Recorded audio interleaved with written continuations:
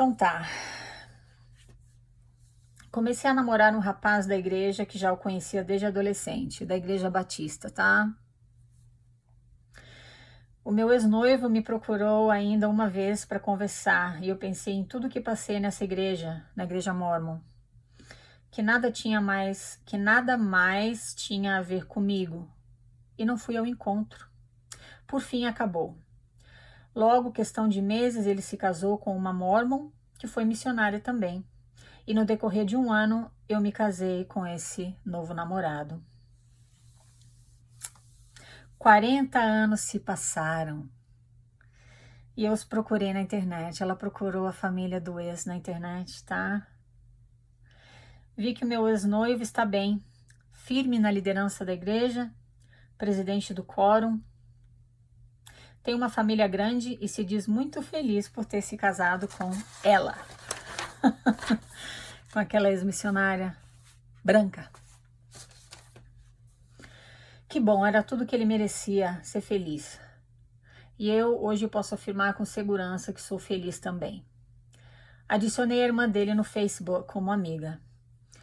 Aí ela conta aqui que a irmã, né, a ex-cunhada dela, falou para a mãe dela que elas haviam se reconectado no Facebook. E a mãe do ex-noivo dela falou que gostaria de vê-la e tal. E ela diz aqui que ficou meio assim, né? Se ela devia ou não vê-la depois de tantos anos, mas como ela já estava, a mãe do ex-noivo dela já estava com 91 anos de idade e com uma doença séria, ela decidiu, né, se encontrar com elas depois de todos aqueles anos. Ela disse que quando chegou lá, ela viu o apartamento cheio de quadros de profetas mormons, me falando muito dela, que é descendente de Dom Pedro, genealogias, etc. Ou seja, a mãe do ex-noivo dela, né? Falando que ela é descendente de Dom Pedro e tal. mas ainda muito lúcida. Percebeu o quanto estou bem. Olhou para mim e disse: você ainda pode ser esposa do meu filho. Claro, na eternidade. É porque agora mudou, né? O sacerdócio agora é dado aos negros, né? E o preconceito, a discriminação foi discretamente tirada, digamos, né? Eles não são racistas tão abertamente, tanto quanto eram até a década de 70, pelo menos. Eu respondi num tom de misericórdia. Eu não quero ser a outra, não. Mundos diferentes. Assim fiz as pazes com o meu passado e dou graças a Deus por ter entendido tudo e pelo livramento que Ele me deu. Desculpe por esse desabafo, mas foi necessário e oportuno neste momento para fechar o ciclo e com essa história abençoar alguém. Obrigada, querida, por mandar a tua história pra gente, tá bom? Bom, ela sofreu racismo na igreja, mesmo sendo mulher, e mulheres, né, não recebem o sacerdócio, mesmo sendo mulher, mas por ela ser morena e ter o cabelo cacheado, ela sentiu na pele a discriminação racial, né? E isso, presta atenção, isso afetou a decisão dele em relação a se casar com uma outra moça branca. Pelo que ela fala no e-mail, ela fala muitas outras coisas, tá? Mas eu precisei resumir a história dela. Pelo que ela fala no e-mail, ela e ele realmente se gostavam muito. Acontece que ele começou a orar, né? Porque afinal de contas, na bênção dele, falava que os filhos dele, presta atenção como era, até a década de 70. Na bênção patriarcal dele, falava que os filhos dele se casariam no templo e teriam o sacerdócio. Na bênção dela, não falava isso. Não falava isso porque pessoas que, segundo os mormons, eram da linhagem de Caim, só por terem a pele escura, não eram dignos do sacerdócio, não recebiam o sacerdócio, tá? E isso influenciou na decisão dele. Ele não terminou com ela porque ela não era uma boa pessoa. Ele não terminou com ela por falta de amor, pelo que ela coloca aqui. Ele terminou com ela porque ele orou a Deus e sentiu que Deus não queria que eles ficassem juntos, porque afinal de contas ele era branco, ela era negra e, portanto, a semente dela era amaldiçoada, segundo o mormonismo. É muito interessante notar, eu nunca tinha pensado nisso, em como as mulheres negras sofriam na época, né, do preconceito e do racismo dentro da igreja. Não eram só os homens que eram tratados como cidadãos de segunda classe, as mulheres também, e de uma forma cruel. Ele acabou terminando o namoro dela, o namoro deles, o noivado deles por conta disso, né?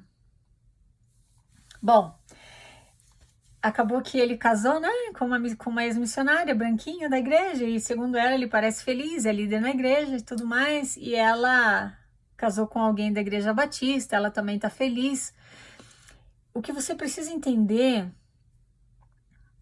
é que é isso que é importante, tá? A gente não pode julgar e decidir se ele esqueceu ela ou não, né? Eu tenho uma amiga que ela serviu missão e ela se apaixonou por um outro missionário, e ele também se apaixonou por ela na missão, tá? E você não pode abrir o coração na missão. Ai, que loucura! Então, eles realmente se gostavam muito, não tiveram nenhum contato físico durante a missão, mas eles começaram a conversar sobre os sentimentos que tinham um pelo outro, porque ficou tudo muito, muito evidente, né? E eles meio que combinaram de se encontrar depois da missão e terem um relacionamento. Inclusive, ele falava de casamento para ela, os dois brasileiros, tá? Ele terminou a missão antes dela, e quando ela voltou para casa, né, quando ela terminou a missão dela, ele disse que não queria nem vê-la, porque não era a vontade do Senhor que eles se casassem. Por quê? Porque eles se conheceram no campo missionário, e na missão você não deve abrir seu coração. Portanto, eles estavam indo contra uma lei do Deus Mórmon, né? E eles não poderiam ficar juntos, porque se eles se casassem, eles iam carregar para sempre aquele estigma de vocês se conheceram na missão, é? Então ele sentiu, né, que não deveria se casar com ela. Ele casou com uma outra pessoa, ela também. Mas sempre ficou aquilo, né, aquele assunto mal resolvido entre os dois. A igreja escreve a tua história, como no caso dessa minha amiga e como no caso dessa brasileirinha querida que mandou pra gente a história dela. A igreja decide com quem tá tudo bem se casar e com quem não está tudo bem se casar. Ela fala aqui sobre a bênção patriarcal dela. Agora você precisa pensar uma coisa. Uma pessoa afrodescendente recebeu a bênção patriarcal até a década de 70. Com certeza não havia promessas de sacerdócio naquelas bênçãos. Eu imagino que não. Se você teve uma experiência diferente ou conhece alguém que teve, coloca pra gente aí no comentário do vídeo, que eu gostaria de saber, porque aí não fala nada em sacerdócio. Acontece que em 78 o sacerdócio foi liberado para os negros por razões econômicas, né? Que nós já conversamos. E aí, como é que fica a cabeça daquela pessoa que recebeu aquela bênção patriarcal antes de 78?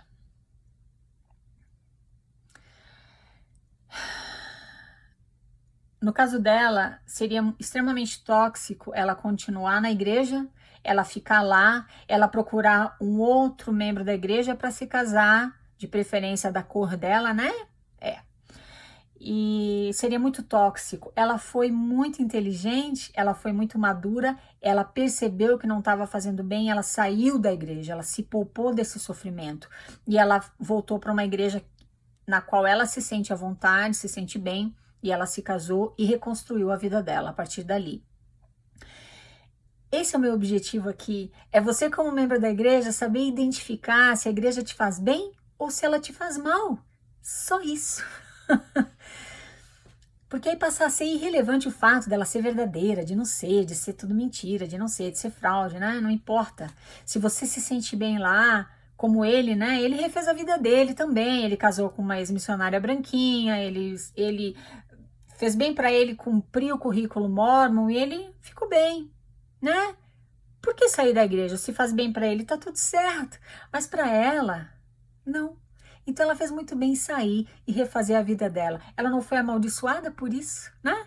Ela é feliz e ela conseguiu fechar o ciclo da história dela, revisitando a família, percebendo que os mundos deles eram diferentes, né?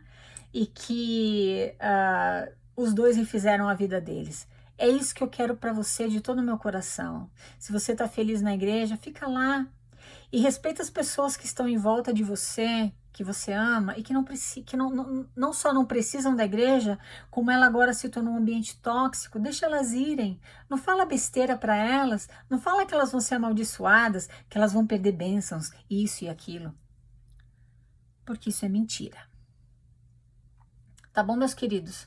Vamos seguir contando as nossas histórias para nos conectarmos como seres humanos e não para convencer ninguém a nada, tá bom? A tua história não deveria influenciar na decisão de outra pessoa de ficar ou de sair da igreja, porque a tua história é tua e cada um tem a sua, tá bom? É isso. Muito obrigada por me escutar, meus queridos. Falamos na próxima. Tchau, tchau.